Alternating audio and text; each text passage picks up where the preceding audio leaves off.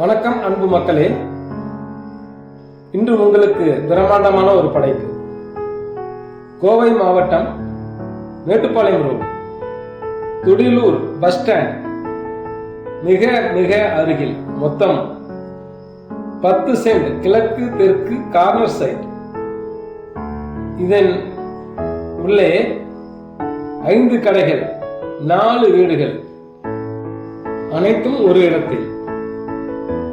மாதம் வாடகை வருமானம் 60,000 ரூபாய் வருகின்றது. இதன் விலை 3,05,00,000 சொல்கின்றார்கள்.